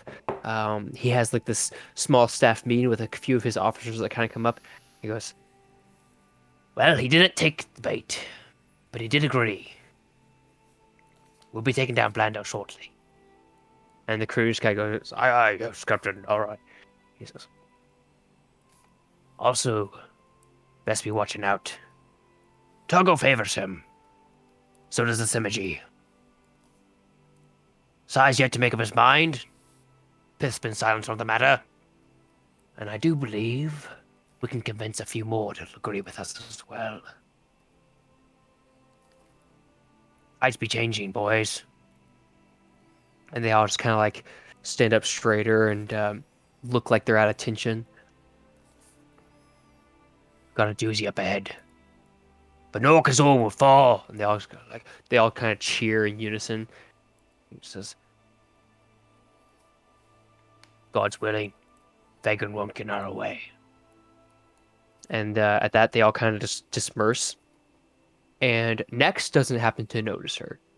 However, Drake, this figure with this essence of like suave, charismatic, like everything tends to go his way. His hair looks nice even when the wind is blowing against it, and like this guy who has this presence about him, he definitely notices.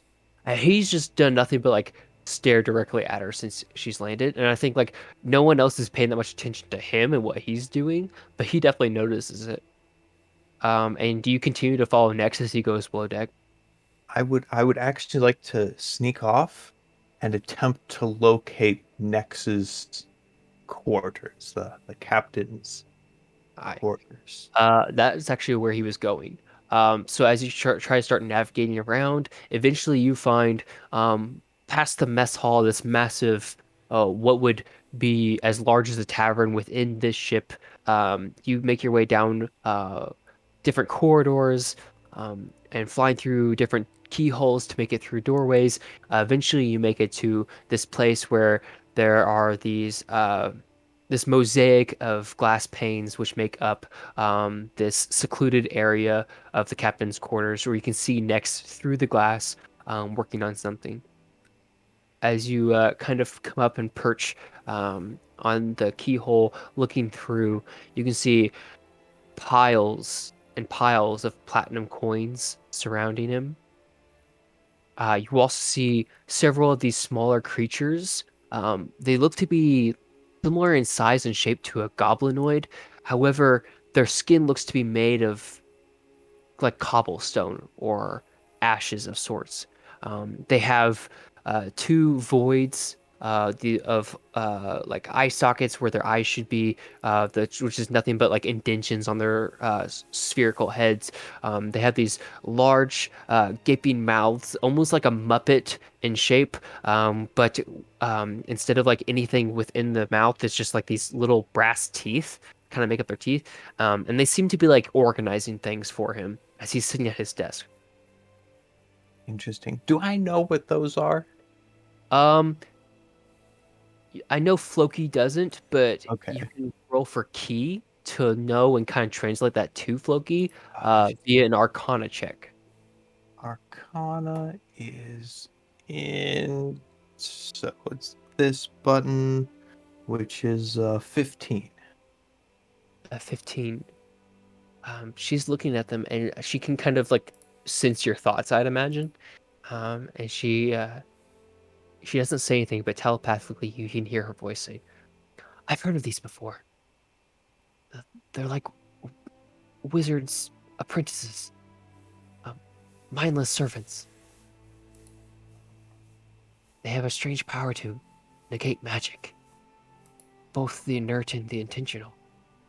If fly through there, they'll probably see us." That'd be inconvenient for theatrical purposes, but oh well. There's a dungeon master. There's a window in between where Key currently is located and the like Nexus room, Yes. right? Here. I'll just draw it real fast. That's the I benefit don't of having drivers. I don't think it's super necessary. My intention is I would like to knock on the glass, Ah. Okay. which I assume is pretty quiet, but hopefully the glass is like that's a little more loud than wood. Yeah. Uh, so your intention is to get their attention. My intention is to get Nex's attention. Okay. Well, I'm gonna roll perception for all three of them. Next, indeed, lifts his head and he just turns and waits for someone to walk through the door. Uh, neither of the other creatures in the room seem to notice the sound. I don't knock again. He pauses. He looks over. He goes, "Would you grab that, Grims?" And one of the little creatures turns and looks towards the door and begins to approach the doorway. You feel a fear from Key, and she goes, "Floki, we're about to be seen. Do I leave? Do I stay? What do I do?" Oh no, that's okay. Don't stay calm and just out of reach of things with arms. She pushes off the door frame and kind of flutters away from it. As the door swings open, she's able to fly out of the way. Once the creature opens the door, it kind of has to reach up over it to grab the handle and kind of pushes the door open. It gets within range. Her innate ability to stay invisible gets immediately dispelled, and she is able to uh, sit there. And the creature just kind of looks up, and it opens its mouth and makes this hiss. Do you or Key speak Infernal? I don't think either of us do. Okay. It makes this hiss sound. Um, Next spins quickly, and sitting in his large office chair, he sees Key, and he goes, Well, this is unexpected. And I'd like to have her fly right over the creepy rock thing, Mhm. sort of into his office, and then wave at him, and then I'd like to sort of take control myself of the fine motor of movements and stuff, which I imagine is like a kind of visible demeanor change. I'd like to sort of in this case rub Key's hands together and say in Floki's voice, what's your, hope you don't mind me intruding, but what's your plan for the Silver Moon Emperor? He smiles from ear to ear. He goes, Now that's really unexpected. Welcome aboard, Floki. Glad to have you back. Didn't Uh, recognize you there at first. Repaying you in kind. I wasn't expecting to see you guys around here. It gave us quite a fright. Aye, well, your captain's decisions of late were quite to my liking. And out of curiosity, he doesn't know that you heard any of the last conversation, so he's just like, "Oh, you showed up too. That's nice." So he kind of pauses for a moment, and he tries to think. Wait, what do you know and what do you not know? And like, is this like a bluff moment? Like, you see him pause for a moment too long. And you kind of can read his body language that you can see that that's what he's doing. He's kind of like computing, like, how much information am I sharing here? How much am I not? And he just kind of freezes in this moment of analysis paralysis. I'll let him stew in that for a moment. Okay, Oh, you fun. let him sit for a moment, and then finally he goes, No, Norkazor is a bit of a arrogant prick. Working to take him down. I can't say that I've met him myself, so it's not personal, but the cards on the table. I'm a fan of clear communication. I have an interest in his demise. Purely political, not personal or anything. It's just he seems like a problem around here. Like he just everything seems like it comes back to him. It typically does when it comes to dragons. Now, I myself, again, just to be forthright, I don't really know you that well. I don't have a problem with you, per se, but Norkazord, I am the Silver Moon Emperor. I am quite interested in. If you have a particular plan to deal with him, I want in. "Give me a persuasion check." I can, and boy, yeah, someone took my great jacket. Mhm. All right, persuasion. I'm great at that. 17.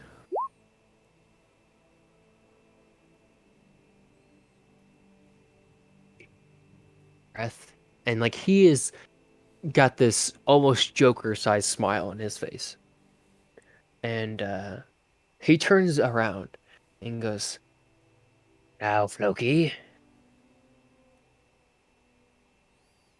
I'd like to offer you a deal.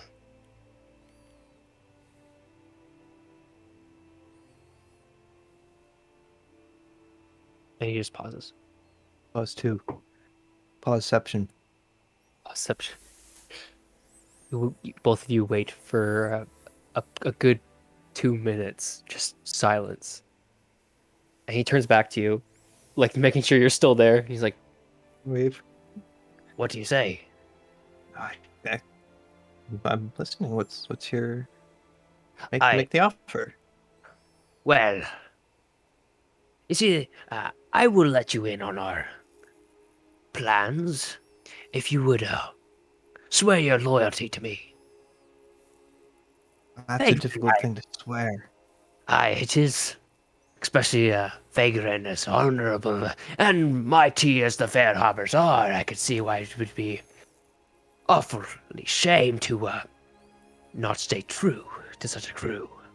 However, if you would agree to accompany me, in the odd chance that Vagrant would to be disagreeing with us, then I will indeed let you in. You see, I think it's quite odd that you find such a interest in Norgazol after just agreeing to work for House McCroy and be their figurehead. You see, Norgazor is House McCroy, House Augerman, House Creed.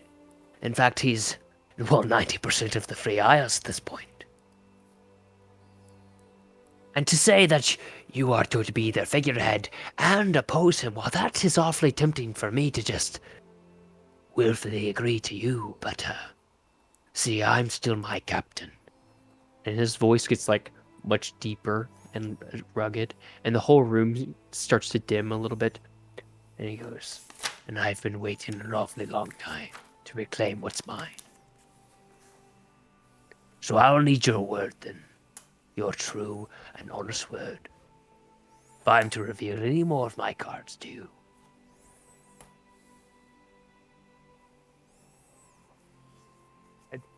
Right, I'd like to kind of sort of nod, kind of sideways, if that makes sense, and then flutter back a few inches and say, I'm afraid I'm oath bound to my crew already. If I were to break that, swear allegiance to you, well, speaking for myself, I think the word of a dishonorable man isn't worth a whole lot. So I don't know that I can do that. I apologize. It's a matter of honor. I hope you can appreciate that. I do conduct my business honorably. He smiles again. He takes his hat and he tips it, and he goes, Aye, the life of a pirate ain't for everyone. All right. I'll be seeing you around then. Hopefully so. and he spins around to continue at his desk, and he says from over his shoulder, he goes, And I hope your lady shows up too. and he begins to continue writing. And I will disapparate Key and then reapparate her next to me. Next to you, cool, That's how it works. sweet. And I believe that is where we're ending for tonight.